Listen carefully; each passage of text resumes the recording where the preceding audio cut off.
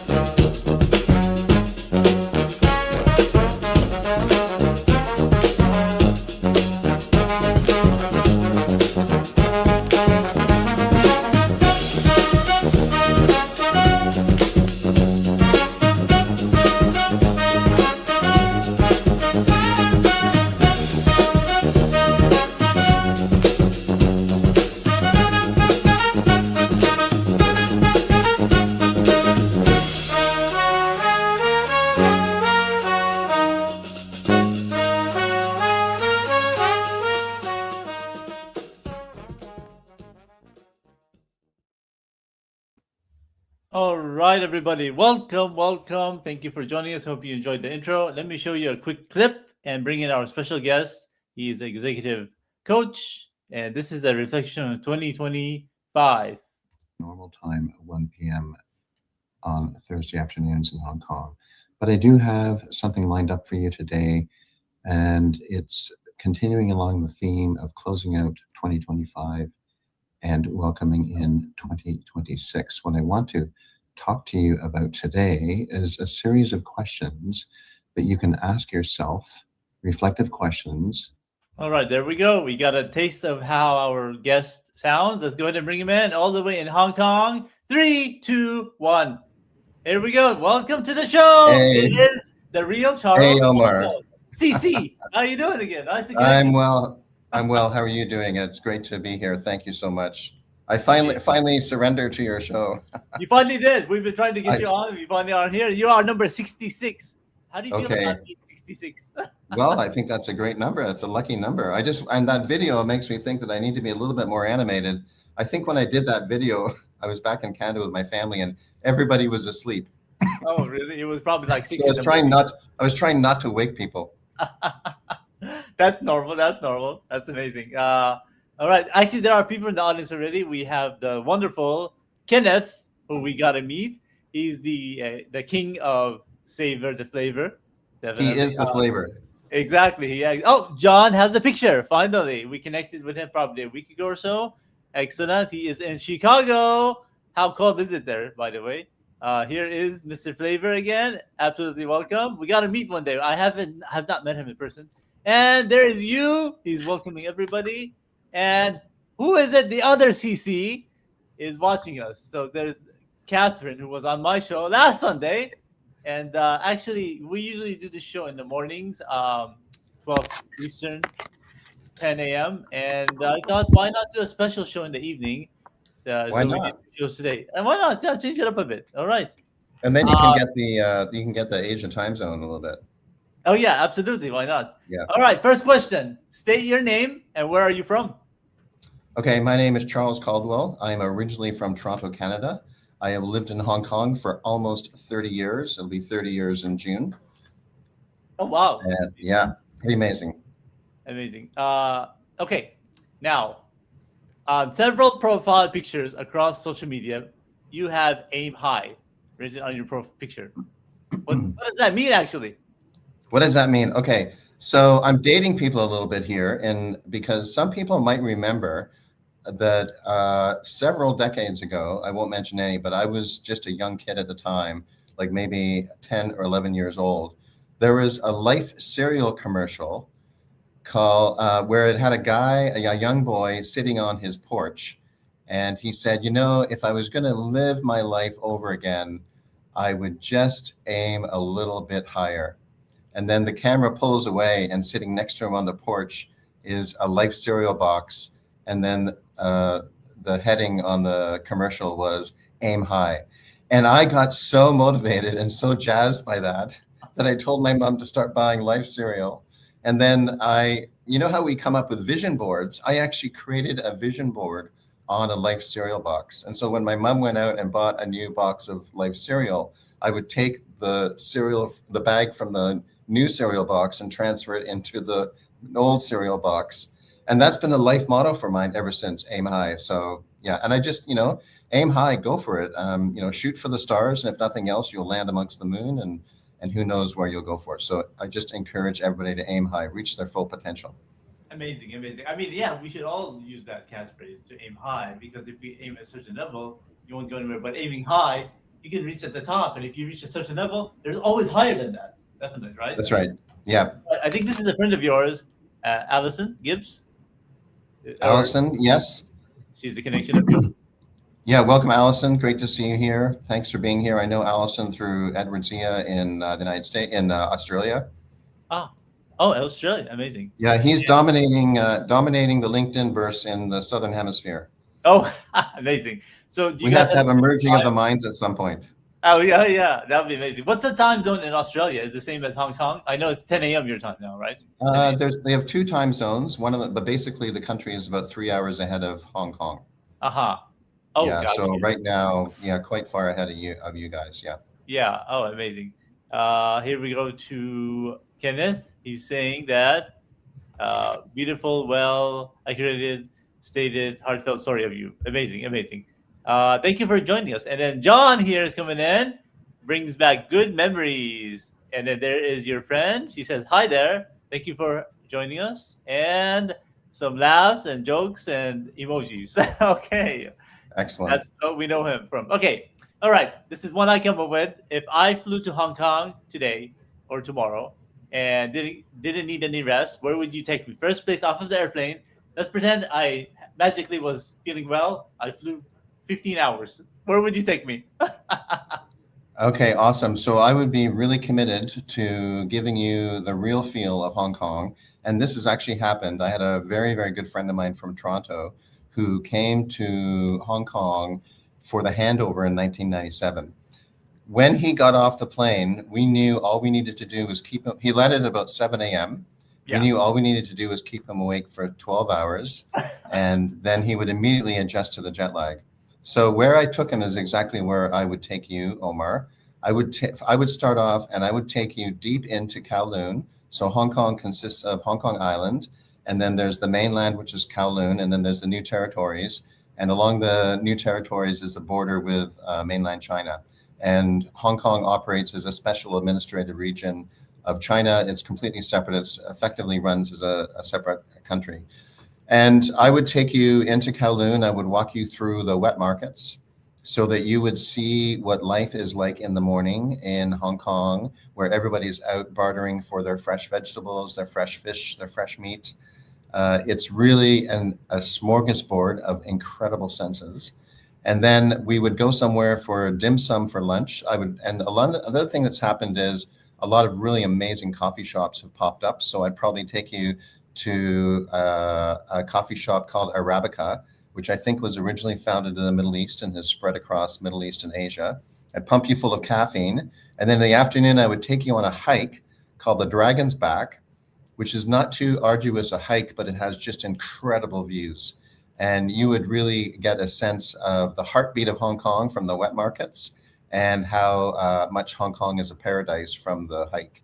And we'd keep you alive with Arabica coffee.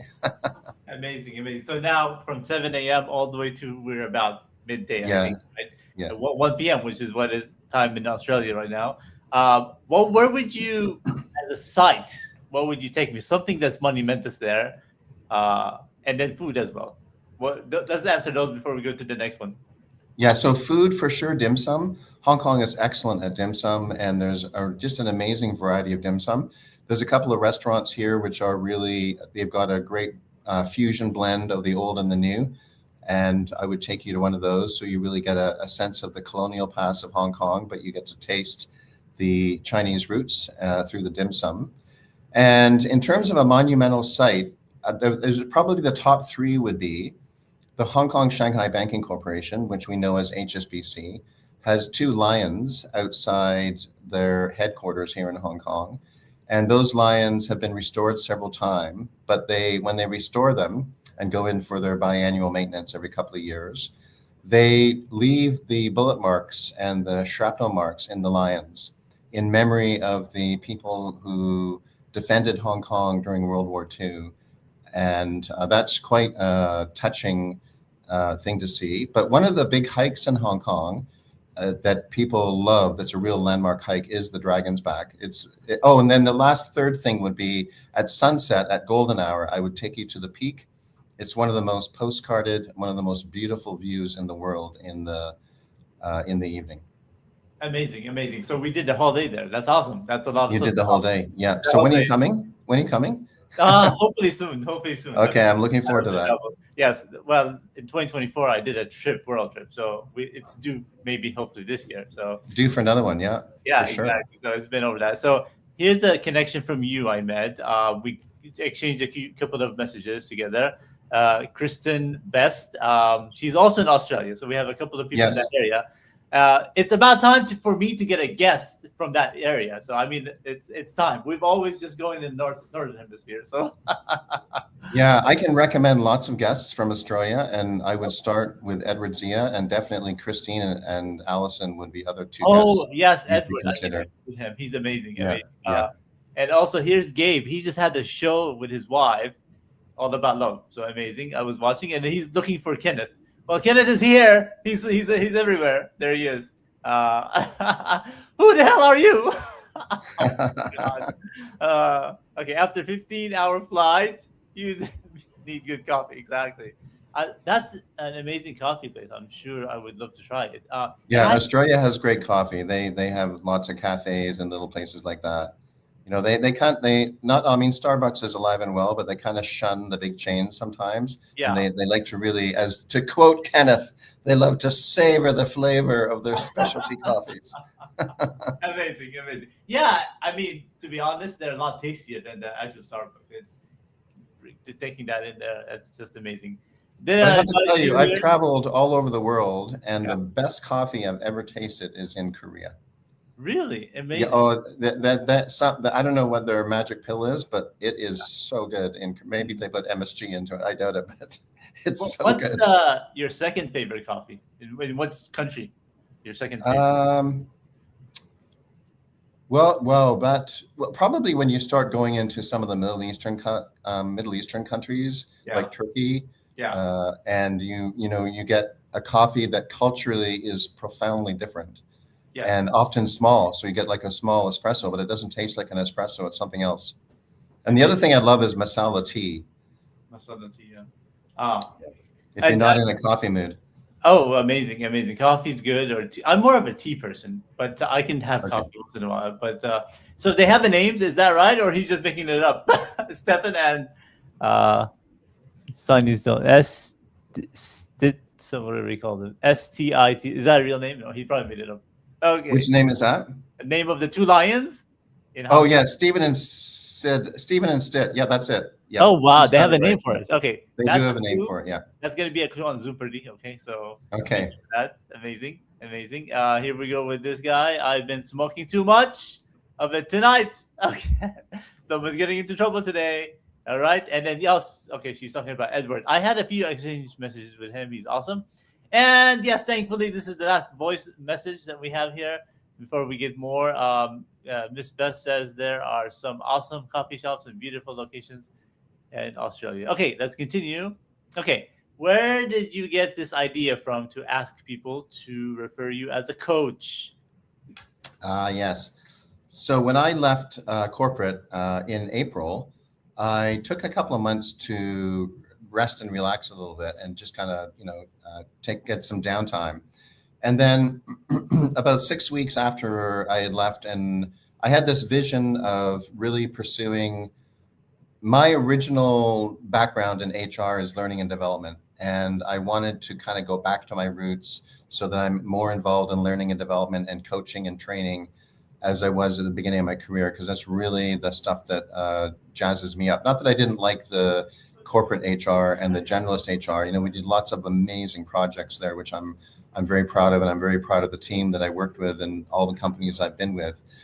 But I was kind of contemplating, okay, how am I going to get going here in terms of generating clients? And one night I was doom scrolling on LinkedIn, which I don't do very often. Not And I anymore. saw a video from Gary Vaynerchuk. And Ah. Gary Vaynerchuk said, listen to this video. It is going to create clients for people by tomorrow morning. Mm. And I listened to the video, and he said, listen, what you should do is if you have a small business and you're looking for clients, is create a video about what you do, and don't ask people to necessarily hire you. Ask them to think of people that they could refer you to. Mm. And I thought that's a really good idea, you know, and just the way Gary Vaynerchuk has a real way of connecting with people, and he described how you set up the video so people will feel really connected with you. So over the next couple of weeks, I went out and I did that around Hong Kong. I shot several videos, and I finally found one that I was happy with and landed on, and I did a little bit of short editing of it to tighten it up a little bit, and then I posted it up on LinkedIn. And basically, I was asking people, I'm starting a new thing. I'm not asking you to use me as a coach. You're welcome to if you want to, but I'm asking you to refer me on to people that might be interested. And instantaneously, within 24 hours, I had 2 clients. Oh, wow. It worked. Yeah. So now when he says things like, if you listen to this video, X will happen by tomorrow morning. I listen to Gary Vaynerchuk. Oh, wow. That's amazing. Yeah. I mean, referral is the thing. You know, I just recently got a coach for my multimedia and stuff like that, and helping people out with my video. And referrals is the thing. If you can refer somebody to somebody, and that's where the money is, possibly. Awesome. So Gabe is saying yes, go ahead and connect with him. Watch his YouTube. Him and his wife do a great show. Tell us when you do your show, Gabe, and I got to bring you on my show. And we want to bring you and your wife on my Zoom party too, on the couple show. Okay, so look for that. We're going to be doing that as well. And maybe Charles too as well, if you're open to doing a game show, you and your wife. Awesome. Sure, definitely. Okay. I watched the one with Donald Cohen, I think it was. It was hilarious. Yeah. It was very funny.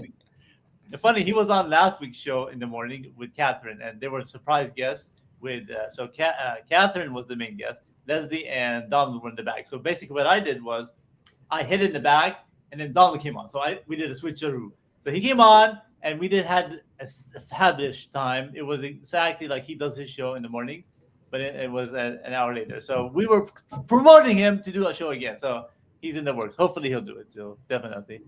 Yeah, he's taking a little bit of a hiatus from doing his regular weekly Hour of Empower. Yes. And myself and Dave Snell and Catherine Chadwick were toying with the idea of maybe keeping that going during the couple of months that Don might be taking a break. So watch this space. Yeah, maybe. That's amazing. Okay, he says he loves pomegranate tea. Everybody wants tea today. Amazing, amazing. And here's when the show is. Friday nights at 9 Eastern. Watch the show. Okay. Excellent. There we go. Okay. Now, I don't know why it's so small. TED Talk. You did a TED Talk. Tell us about that. Those are the names there. How was that like? Yeah, it was excellent. I mean, I will really encourage people if they do a lot of public speaking, is to look at the disciplines of writing and presenting a TEDx talk. You know, it's really about harnessing your energy and then redeploying out that energy in a very different way, you know, because you have to stand inside the red dot. You're not supposed to move around too much. But anyway, what my TEDx talks were about, both of them were effectively a variation of servant leadership. And the first one, leading through the green light, the idea for that came around the concept of being a proactive leader when it comes to engaging your people. If you lead teams and if you lead organizations, if you're involved in motivating teams, whether that's in the private sector, public sector, NGOs, whatever. And the whole concept leading through the green light came around, you know, the way emergency vehicles, when they're rushing to a scene to be first responders, technology is available where people can change a red light to a green light. And I was paralleling that with being a really, really effective leader to engage your people, to remove the red lights for your people through dialogue with people. And then the second one, love as a leadership skill, is really just exactly that. It's that practicing love as a leadership skill is a very effective way of encouraging and motivating your staff. You know, one could very easily say that if you have a team, they don't serve you, you serve them. And love as a leadership skill, I call it professional intimacy, really getting to know your employees in a way that you understand them. And if people listen to the talk or listen to other talks or watch or read any of the newsletters, I give some very practical skills on how to practice love as a leadership skill. But it really is all about getting to know your people. And right now we're at a point on the planet where the global model of leadership is there's, you know, not, and I'm not pointing to one individual country, but across many countries, the global model of leadership is a little bit compromised right now. And I can see that in the younger generation that I'm mentoring and coaching here in Hong Kong and elsewhere, that they're a little bit intimidated by what they're seeing with a global leadership model. But this is really the opposite of that, encouraging people to practice love as a leadership skill. Amazing. Now, when you did that, did you do them on different days or were they in the same time? Yeah, I did one in 2014 and I did one in 2017. And how much time? Because I'm interested. I was thinking into doing one. How many You should. give you? Yeah, absolutely. How long? Each one, yeah. So each one was about 50, maybe 16 minutes long. 16 minutes. Okay, that's not bad. It's pretty. Yeah, but really, TED really believe the TED conference concept. They really believe in less is more. So there have been, 9-minute TEDx videos that have been, or TED Talks that have been super successful. And the other misnomer that a lot of people have is they think they only have one TED Talk inside them, and they try to say too much in one TED Talk. And the key is to really focus in on what your message is to that audience at that time and knock it out of the park. And there'll be other TED Talks that will follow. That's amazing. Yeah, definitely. It's a funny thing. Somebody on LinkedIn reached out to me. He had TED Talk on it there. And I was like, oh, okay, maybe. He was actually training people to do a TED Talk. So you pay him like 15,000 or whatever to train you. But I was like, oh, no, thanks. But all the resources are online. You can just find someone that's done one before and they'll give you the tips. Exactly. And then you can just sign up. I'm sure you pay a fee, right? To sign up or? No. You get invited to deliver a TED Talk. Mm-hmm. So if you have a good idea, you might want to network with TED Talk. So what happens is, for example, here in Hong Kong, they have the Tin Hau TEDx Talks. And that group has a license to run TEDx and to use the TED name. And so if you thought you had and they do a call for speakers every year when they run their conference. And if you thought you had a really good idea, you could submit a proposal to that call for speakers. It's very similar to how an academic conference would work, except it's not academic-y. It's real hands-on, people ideas and sharing about their research or what they've been working on and what amazing results they produced. Amazing. I just want to say a shout out to Lisa. Thank you for joining us. And then Kenneth is saying here, she finally showed up. Okay, great. All right. Great, Kenneth. Okay, this is a question I asked for everybody, all of my 65 guests before you. If I were to create a product or a concept to benefit humanity, what would it be? What would Charles want to create and help out with that hasn't been created? Could be anything. Wow, a product or concept to benefit humanity, and what would it be? I think it would be a gigantic air filter. Oh, air filter. Why? And like an air filter the size of Manhattan or something like that, that could, just get rid of all the garbage in our atmosphere. That would be useful. Another thing, and in my younger, more vulnerable days when I had ideas of grandiose, there was for about a year, a group of us were working on the concept of oil spills. And the idea came about from a James Bond film, where in one of the James Bond films, this gigantic ship swallows a submarine. And I remember watching that James Bond film and saying to myself, why can't we have gigantic ships that the moment there's an oil spill, these huge ships race over there and surround the ship that has an oil spill so that they can contain the oil spill and minimize the damage of the Yeah. oil spill. Oh wow, amazing. What So what both ideas are environmental. They are, they are. What I'm looking forward to is to be like a hologram and be able to travel to a different country while you're sitting in your own spot. That would be cool. Would that be cool, That Charles? would be really cool. Yeah. All right, here she comes. Catherine's back. That was Hey, months ago. Catherine, He's back right welcome. there, right where it's almost at the end. Awesome, awesome. All right, I have one more question here. The last question is also, we're almost done. Actually, a couple more. What are your goals for 2026, Charles? Yep. This is a great question. And I do have goals for 2026. I encourage people to write down their goals. What I did was I took my goals and I put them on my screen. So I did high level, I have a longer list of goals, but I did high level goals and put them on my phone screen so that Oh, every morning, every time I open up my phone, the goals are staring at me in the face. And the other thing is, I'm at a point in my life where all my goals are legacy goals. So if they're because the another mantra that's sort of right in addition to aim high is the concept that life is temporary but ideas are permanent. mm, And so I'm looking for legacy goals that create permanence. So one big goal for me that a lot of people may not know is that I've actually been working on a doctorate of business administration for a few years, and I'm about 60% the way through it. And my goal is to finish it this year. And that is the number one goal. So, if we also often ask the question, if you look back uh, 12 months from now and ask yourself what would be a great accomplishment that would make you really proud, it would be getting that doctorate done. Then I have some income goals, and I also want to come up with some ideas around scaling, some ideas on LinkedIn, and then the rest of my goals are around health and being well mhm, and fighting off the Grim Reaper, mhm. who is a long, long way away from me. But I think that these things matter now to Yeah, be looking after yourself, and it'll pay off decades down the road. And then a couple of other goals that are all designed around legacy impact goals for the people that I impact in my life, my family, my friends, and the business community.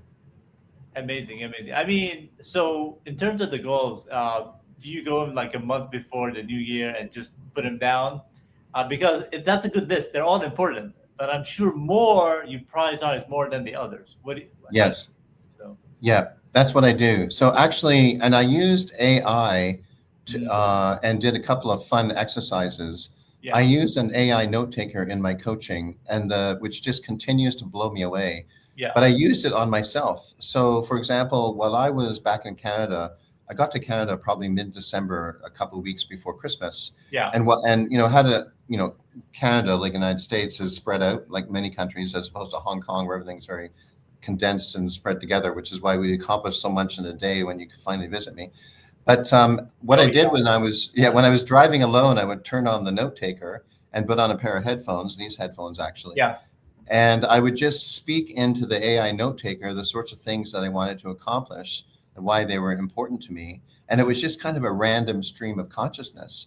But Mm, later on, once the notes came to me, I would say, okay, list out the way in priority the goals that I came up with on that car drive.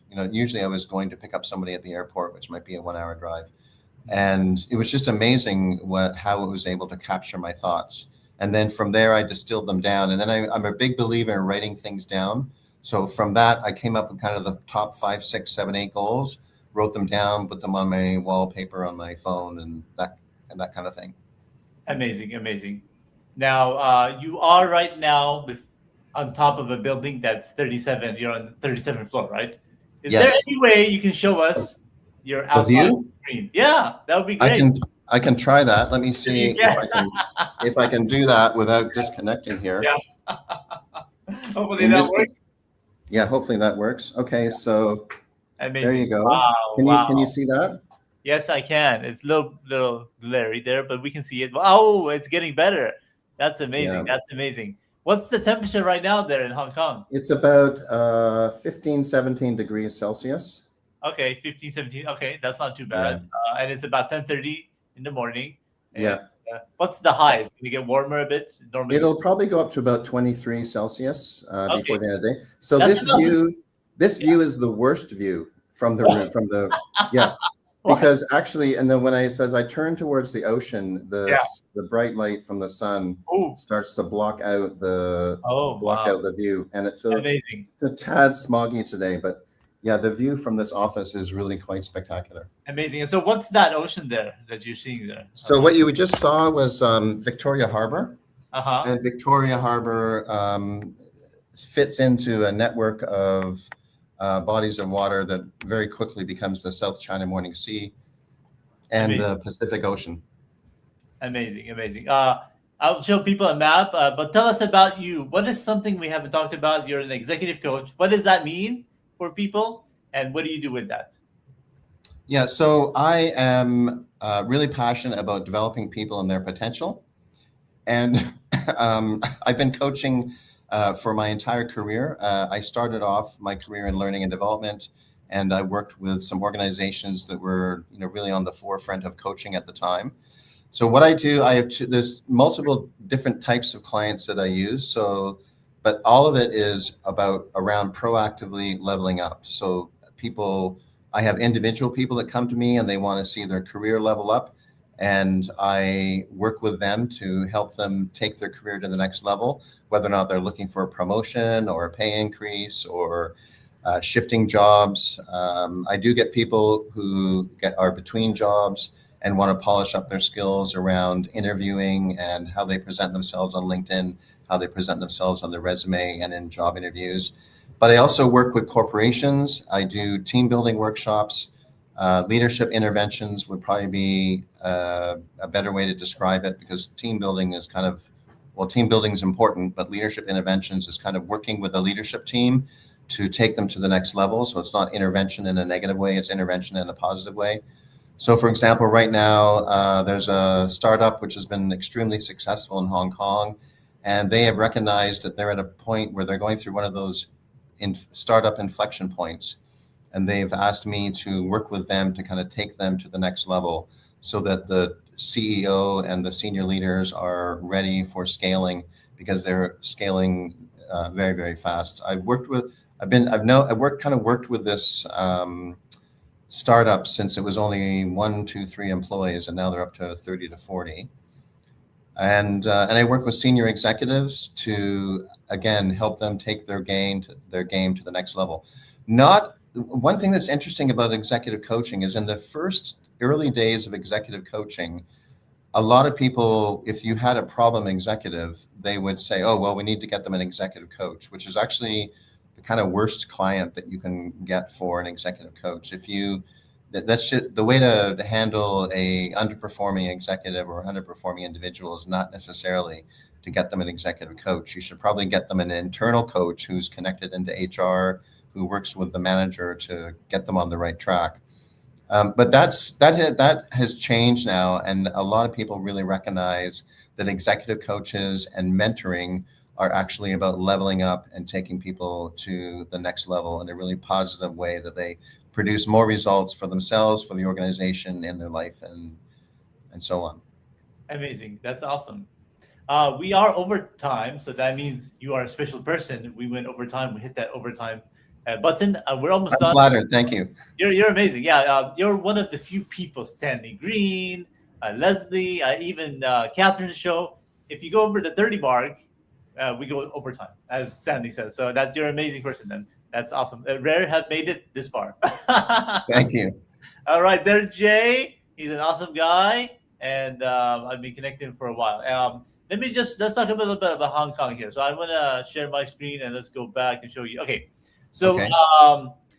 where are you at? So here's my mouse. I don't know if you can see my mouse. So are you? This is the part. Here's Adventureland. So how far are you from Adventureland? So if you zoom in a little bit more. Uh-huh.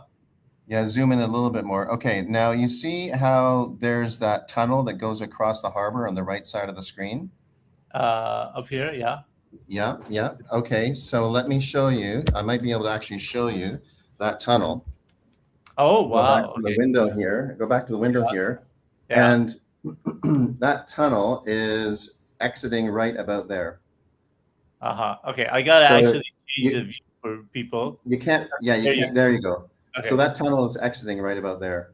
Oh, wow. Okay. Oh, and then there's a train moving. Is that a train? I think I see a train. Is That's that? probably a boat. That's probably a boat. Yeah, Oh, amazing, amazing. yeah, Okay, so you're okay. Amazing. That's awesome. All yeah. right. So you've located me on the map, Right there. Oh, amazing. right So, there. one thing about it. So I know it's part of China, right? So do you guys use the yen for the currency? No, we use the yen is Japanese. We use the Chinese Oh, currency is that's right. RMB, the yuan. You're thinking of the yuan. Yes, Yeah, yes, you're yes, thinking of the exactly. yuan. And Hong Kong has its own currency called the Hong Kong dollar, which is Yeah. actually pegged to the US dollar. Mm, And yeah, so that's the currency that we use. amazing, amazing. All right, let me just get this last comment here. You're such a gracious host. Hey, can you come on the next show? I'll have some candy for you, some sweets, Mr. Kenneth. All right. All right. I appreciate you being on the show, Charles. Your last minute closing thoughts. And thank you Well, again just for the program. Yeah. yeah, my last minute closing shots is really be an empathetic leader, practice love as a leadership skill, and aim high. Go for it. If you have a Hi. big goal for this year, go for it. Amazing. All right. Appreciate you being on the show, Charles. My We pleasure. Thank you take so much for having me, on Omar. the show. You're number 66. Actually, what does 66 mean to you? Being number 66. Does that mean? Well, it just, I mean, it's a double lucky number. It's double numbers in the Chinese culture are typically very popular. When you get up to 88, call me back because 88 is the most lucky number. But 66 is lucky in Chinese culture because you have the two zeros at the bottom, and the zeros would be lucky. Amazing. Yeah, actually, as I get closer to the 100, I'm going to start bringing the people back and I have a special 100 episode. It's going to fly back. So the next show for this will be February 1st on a Sunday. Next weekend, we'll be taking off. We'll be taping some shows for Zoo Party, hopefully. If they work out well, we might change it. But we will see you next month, everybody. Fantastic. Again, let me stay with me while I play the outro. This is your chance. Any last minute words, Charles? I'll give you Aim one. high. Aim Aim high. high. Aim high. Playing the outro right now. Stay with me for